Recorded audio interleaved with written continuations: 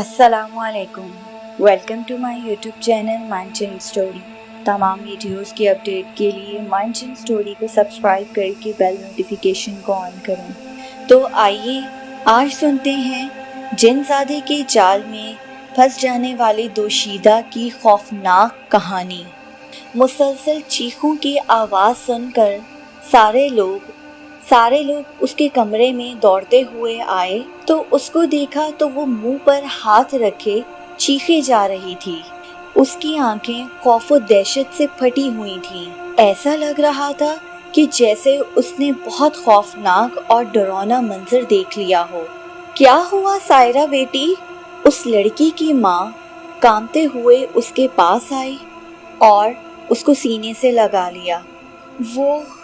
وہ مجھے لے جائیں گے، وہ مجھے مار ڈالیں گے اماں، خدا کے لیے اماں مجھے ان سے بچا لو۔ سائرہ ماں کے سینے سے لگ کر ہچکیاں بھر بھر کے رونے لگی۔ کچھ نہیں ہوگا سائرہ بیٹا، میں تمہارے پاس ہوں، تم نے کوئی ڈراؤنا خواب دیکھ لیا ہے؟ خدیجہ بیگم نے اسے سینے سے لگائے ہوئے کہا۔ نہیں اماں، وہ مجھے واقعی لے جائیں گے اور مجھے مار ڈالیں گے۔ اماں مجھے ان کے ساتھ نہیں جانا، مجھے خوف آتا ہے۔ سائرہ مسلسل روئے جا رہی تھی۔ اچھا بیٹی تو رو مت، میں تمہارے پاس ہی سو جاتی ہوں۔ یہ کہتے ہوئے خدیجہ بیگم اس کے پاس ہی لیٹ گئیں اور اس کے بالوں میں انگلیاں پھیرنے لگی۔ تھوڑی دیر میں سائرہ گہری نیند میں سو گئی تھی۔ سائرہ اپنے والدین کی بہت لاڈلی تھی، 3 بھائیوں کی اکلوتی بہن تھی، اس لیے سب اس سے بہت پیار کرتے تھے۔ اگر سائرہ اپنے ماں باپ کی آنکھوں کا تارا تھی تو بھائی بھی اس پر جان چھڑکتے تھے، اس کی ہر فرمائش خوشی خوشی پوری کرتے۔ اس وجہ سے وہ تھوڑی ضدی بھی ہو گئی تھی۔ جس گاؤں میں ان کی رہائش تھی اس گاؤں کے قریب ہی بہت پرانا اور خستہ حال مندر تھا۔ لوگ اس مندر کے قریب جانے میں بھی خوف محسوس کرتے تھے۔ اس مندر کے بارے میں مشہور تھا، اکثر اوقات اس مندر کے احاطے میں جوان لڑکی کی موت واقع ہوئی تھی۔ مندر کے احاطے میں ایک بہت بڑا آم کا درخت تھا۔ جیسے جیسے سائرہ شول کی سیڑھیاں چڑھتی گئی، اسے نہایت سختی سے اس مندر سے دور رہنے کا کہا گیا تھا، لیکن سائرہ کو ان باتوں پر قطعی یقین نہیں تھا۔ ایک دن سائرہ اپنے دوستوں کے ساتھ گھومتے پھرتے مندر کے سامنے آ نکلی۔ گرمیوں کا موسم ہونے کی وجہ سے آم کا پیڑ آم سے بھرا ہوا تھا۔ پیلے پیلے آموں کو دیکھ کر سائرہ کے منہ میں پانی بھر آیا۔ میں ابھی بہت سے آم توڑ کر لاتی ہوں اور پھر ہم مل کر کھائیں گے۔ سائرہ نے یہ کہتے ہوئے مندر کی طرف قدم بڑھا دیے۔ اس کی سہیلیوں نے اسے بہت منع کیا، لیکن سائرہ نے کسی کی بھی نہیں سنی اور مندر کے اندر داخل ہو گئی۔ آم کے پیڑ کے نزدیک جا کر اس نے بہت سارے آم توڑ لیے اور اپنے آنچل میں آم بھر کر وہ جو ہی واپس مڑی تو اس نے پیڑ میں سے آواز سنی، جیسے کوئی کسی اور سے مخاطب ہو کر بات کر رہا ہو۔ ہاں ساگوان، یہ وہی لڑکی ہے، اب تم آسانی سے اپنی منزل کو پا لو گے۔ اس آواز نے کسی اور سے مخاطب ہو کر کہا۔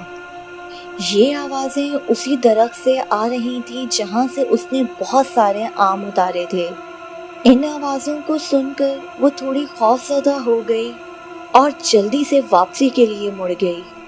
اب تو یہ ہر روز ہونے لگا، ہر رات سوتے ہوئے چیخنے لگتی۔ سائرہ کی ماں اس کی اس حالت سے بہت پریشان تھی۔ اس رات تو حد ہی ہو گئی۔ ان کو سوئے ہوئے کچھ ہی دیر ہوئی تھی کہ رانیہ کی لرزہ خیز چیخ اور اس کے بعد عجیب و غریب آواز کو سن کر سب رانیہ کے کمرے کی طرف دوڑے۔ جو ہی انہوں نے دروازہ کھولا تو ان کے ہوش اڑ گئے۔ کوئی تھا جو ان کے دروازہ کھولتے ہی ان کی نظروں سے ایک دم غائب ہو گیا۔ دروازہ کھلنے پر سائرہ تیر کی طرح اٹھی اور ماں کے ساتھ لپٹ گئی۔ سائرہ بیٹی، تمہیں کیا ہو گیا ہے؟ کچھ تو بتاؤ بیٹا، یہ کیسی آواز تھی؟ سائرہ کوئی کمرے میں تھا؟ اس سے پہلے کہ سائرہ کچھ بتاتی وہ ماں کے گلے لگتے ہی بے ہوش ہو گئی۔ گاؤں میں کچھ روز پہلے ہی ایک بزرگ آئے تھے۔ وہ بزرگ بہت پہنچے ہوئے تھے، لوگ انہیں شاہ جی کہتے تھے۔ خدیجہ بیگم نے ان کی بہت سارے لوگوں سے تعریف سنی تو خدیجہ بیگم نے ان کے پاس جانے کا فیصلہ کر لیا۔ دوسرے دن وہ ان کے پاس پہنچی اور بہت سارے لوگ بیٹھے ہوئے تھے اور اپنے اپنے مسائل بتا رہے تھے۔ اپنی باریاں آنے پر وہ سائرہ کے ہمراہ شاہ جی کے سامنے گئی۔ شاہ جی شکل سے ہی اللہ والے لگ رہے تھے۔ ان کے چہرے پر نور ہی نور تھا اور ماتھے پر نشان عبادت بھی تھا۔ وہ بزرگ بہت غور سے سائرہ کو دیکھ رہے تھے۔ خدیجہ بیگم جیسے ہی بتانے لگیں تو شاہ جی نے ہاتھ کے اشارے سے خدیجہ بیگم کو منع کر دیا اور بولنے لگے کہ ہم جانتے ہیں کہ آپ کی بیٹی کے ساتھ کیا مسئلہ ہے۔ میرے موکلوں کے مطابق آپ کی بیٹی ساگوان کے چکر میں پھنس چکی ہے اور اس کا بچنا بہت مشکل ہے، اور چونکہ آپ کی بیٹی اماوس کی رات پیدا ہوئی تھی اس لیے وہ اسے کسی بھی صورت نہیں چھوڑیں گے۔ بابا جی، مجھے تو کچھ سمجھ نہیں آ رہا کہ یہ ساگوان کا چکر کیا ہے، آخر مسئلہ کیا ہے؟ خدیجہ بیگم نے پریشانی سے کہا۔ شاہ جی کچھ دیر خاموش رہے اور پھر بولے، آج سے تقریباً 100 سال پہلے کی بات ہے، شہنشاہ جنات کے بیٹے ساگوان کو ایک آدم زادی اتنی پسند آ گئی کہ وہ اس سے شادی کرنے پر تل گیا۔ چونکہ وہ اس لڑکی کے پاس سے ایک نہایت خوبصورت نوجوان کی صورت میں بن کے جاتا تھا، اسی لیے وہ لڑکی جس کا نام مناشا تھا وہ بھی اس پر مر مٹی۔ لڑکی کا دل جیتنے کے بعد اس نے حقیقت بتا دی کہ وہ جن زادہ ہے، کیونکہ وہ لڑکی ساگوان سے بے انتہا محبت کرتی تھی، جس کی وجہ سے ان دونوں نے شادی کا فیصلہ کر لیا۔ مناشا نے ساگوان کی حقیقت جاننے کے باوجود بھی اس کی دنیا میں جانے سے انکار نہیں کیا۔ تو جب وہ دونوں جنات کے قبیلے میں پہنچے وہاں تو بھونچال آ گیا۔ ایک جن زادے کا کسی آدم زادی کے ساتھ شادی کرنا انہیں اپنی توہین لگا، بلکہ ناممکن لگا۔ سب جنات شہنشاہ جن کے پاس گئے اور ساگوان کے بارے میں اپنا مطالبہ دینے کو کہا۔ چونکہ وہ شہنشاہ جنات کا اکلوتا بیٹا تھا اس لیے اس نے بھی اپنے بیٹے کی حمایت کی، اس لیے مجبوراً سب کو خاموش ہونا پڑا، کیونکہ جن زادے اور آدم زادی کا ملاپ ممکن نہیں۔ اس کے لیے ضروری تھا کہ مناشا ایک خاص منتر پڑھے۔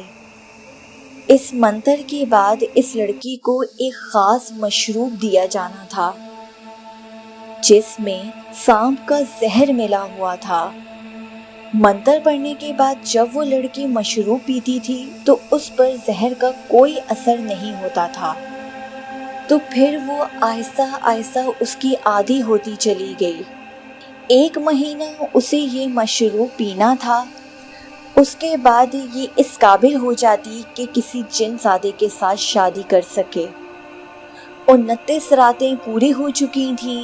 آخری رات وہ لڑکی مشروب پینے سے پہلے منتر پڑھنا بھول گئی اور وہ زہر اس نے ایسے ہی پی لیا۔ منتر کے بغیر والا شربت پیتے ہی وہ لڑکی موت کے منہ میں چلی گئی۔ اس شربت میں یہ صفت تھی کہ وہ لگاتار شربت پینے کی وجہ سے اس لڑکی مناشا کے جسم میں خاصیت پیدا ہو گئی تھی کہ اس کا جسم مرنے کے بعد بھی خراب نہیں ہوا تھا۔ مناشا کی موت کے بعد ساگوان تو صدمے سے پاگل ہو گیا تھا۔ کچھ عرصہ فراموشی کی حالت میں رہنے کے بعد کچھ نارمل ہوا تو اسے ایک بوڑھے جن کا خیال آیا جو اس کی کچھ نہ کچھ مدد کر سکتا تھا، کیونکہ ساگوان مناشا کو دوبارہ زندہ دیکھنا چاہتا تھا۔ اس لیے اس نے بوڑھے جن سے ملاقات کی اور اسے اپنی مدد کرنے کے لیے کہا۔ بوڑھا جن راضی ہو گیا اور اس نے ساگوان کو بتایا کہ اگر 11 آدم زادیاں جو اماوس کی رات پیدا ہوئی ہوں، ان کا خون اگر مناشا کے ماتھے پر ٹپکایا جائے تو وہ دوبارہ زندہ ہو سکتی ہے، تو اس طرح مناشا کے زندہ ہونے کے بعد وہ تم سے شادی بھی کر سکتی ہے۔ اس بزرگ جن نے ساگوان کو ایک منتر بتایا کہ کسی بھی ایسے مندر میں جس کے احاطے میں ایک آم کا پیڑ ہو، یہ منتر پڑھ کر اس درخت پر پھونک دینا۔ اس منتر میں ایسی کشش ہوگی کہ ہر وہ لڑکی اماوس کی رات جو پیدا ہوئی ہو خود بخود کھنچتی ہوئی چلی آئے گی، اور اگر اس لڑکی نے آم توڑ کر کھا لیے تو وہ آسانی سے تمہارے قبضے میں آ جائے گی۔ یہ کہہ کر اس بوڑھے جن نے اسے جانے کی اجازت دے دی۔ ساگوان بہت خوش تھا۔ اس نے انسانی دنیا میں جا کر اس طرح مندر کی تلاش کرنا شروع کر دی، اور آخر کار اسے وہ مندر نظر آ ہی گیا جو اسی گاؤں میں ہی تھا جہاں سائرہ رہتی تھی۔ ساگوان نے جلدی سے منتر پڑھا اور اس آم کے درخت پر پھونک دیا۔ اس وقت سے لے کر اب تک وہ 10 لڑکیوں کا شکار کر چکا تھا، اور اس کا آخری شکار آپ کی بیٹی سائرہ ہے، جس کا خون مناشا کے ماتھے پر ٹپکانے سے وہ دوبارہ زندہ ہو جائے گی، اور اس طرح پھر یہ دونوں شادی کر لیں گے۔ شاہ جی، خدا کے لیے میری مدد کریں، کچھ تو ایسا طریقہ ہوگا نا کہ جس سے میری بیٹی ان کی چنگل سے بچ جائے گی۔ خدیجہ بیگم نے روتے ہوئے شاہ جی سے کہا۔ شاہ جی نے کچھ دیر آنکھیں بند کی اور مراقبے میں چلے گئے، پھر آنکھیں کھولیں تو کہنے لگے کہ موکلوں کے مطابق صرف ایک ہی طریقہ ہے جس سے سائرہ کی جان بچ سکتی ہے۔ شاہ جی، وہ کون سا طریقہ ہے؟ آپ مجھے بتائیں، میں ہر حالت میں اس پر عمل کروں گی، خدیجہ بیگم نے گڑ گڑاتے ہوئے کہا۔ شاہ جی نے اسے تعویذ دیتے ہوئے کہا، آپ یہ تعویذ لڑکی کی کسی کمرے میں ایسی جگہ پر رکھنا جہاں لڑکی کی نظر نہ پڑے، اور وہ اس تعویذ کو کبھی چھو نہ پائے۔ اگر آپ کی بیٹی نے ان 7 دنوں کے اندر اس تعویذ کو چھو لیا تو پھر تو کوئی بھی دنیا کی طاقت اس جن زادے سے بچا نہیں سکتی۔ یہ 7 دن آپ کی بیٹی سائرہ کی زندگی کے لیے بہت اہم ہیں، پھر وہی ہوگا جو وہ جن زادہ چاہے گا۔ شاہ جی نے تفصیل سے آگاہ کرتے ہوئے خدیجہ بیگم سے کہا۔ خدیجہ بیگم نے وہ تعویذ لیا اور جلدی سے گھر آ کے سائرہ کے کمرے میں پڑے میز کے نیچے رکھ دیا، کیونکہ وہاں سائرہ کی نظر نہیں پڑ سکتی تھی۔ چوتھے دن سائرہ کی سہیلی کی شادی تھی، تو سائرہ خوشی خوشی شادی میں جانے کے لیے تیار ہو گئی۔ کانوں میں جھمکا ڈالتے ہوئے اچانک اس کے ہاتھ سے جھمکا نیچے زمین پر گر گیا اور پاس پڑی میز کے نیچے چلا گیا، تو وہ جلدی سے جھکی اور ہاتھ آگے کر کے جھمکا اٹھانے لگی، لیکن اس جگہ تک اس کا ہاتھ نہیں پہنچ پایا۔ سائرہ بیٹی جلدی کرو، دیر ہو رہی ہے، بار بار تمہاری سہیلی کا بلاوا آ رہا ہے۔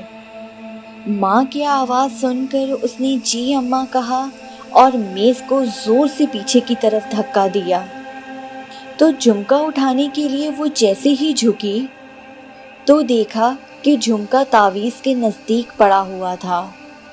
جھمکا اٹھاتے ہوئے اس کی نظر تعویذ پر پڑی اور اس نے تعویذ کو اٹھا کر غور سے دیکھنا شروع کر دیا۔ جب کافی دیر ہو گئی اور سائرہ کمرے سے نہ نکلی تو ختیجہ بیگم خود کمرے کی طرف چل پڑی۔ کمرے میں جا کر دیکھا تو سائرہ کمرے میں موجود نہیں تھی، اور وہ میز جس کے نیچے تعویذ رکھا ہوا تھا وہ بھی اپنی جگہ سے ہلا ہوا تھا، اور جب تعویذ پر نظر پڑی تو وہ میز کے اوپر رکھا ہوا تھا، جس کا صاف مطلب تھا کہ سائرہ نے میز کے نیچے رکھے ہوئے تعویذ کو اٹھا کر میز پہ رکھا ہے۔ ختیجہ بیگم کو ساری بات سمجھ میں تو آ گئی، لیکن اب بہت دیر ہو چکی تھی۔ ان کی بیٹی ساگوان کے چکر کا شکار ہو چکی تھی۔ آخر کار وہ جن زادہ ساگوان، جو کہ آدم زادی مناشا کے عشق میں مبتلا تھا، 11 اماوس کی رات میں پیدا ہونے والی 11 لڑکیوں کو قربان کر کے اپنے مقصد میں کامیاب ہو چکا تھا۔ سائرہ کی ماں روتی پیٹتی اپنے دل پر ہاتھ رکھ کے بیٹھ گئی، کیونکہ سائرہ کی ماں کو یقین ہو گیا تھا کہ اب ان کی بیٹی کبھی واپس نہیں آئے گی۔ اگر آپ کو ہماری کہانی اچھی لگی ہے تو نیچے کمنٹ باکس میں ضرور بتائیے گا۔ اگر آپ لوگ بھی اپنی کہانی ہم سے شیئر کرنا چاہتے ہیں تو نیچے ڈسکرپشن باکس میں لنک ہے، وہاں پہ جا کے آپ لوگ اپنی کہانی ہم سے شیئر کر سکتے ہیں۔ اللہ حافظ۔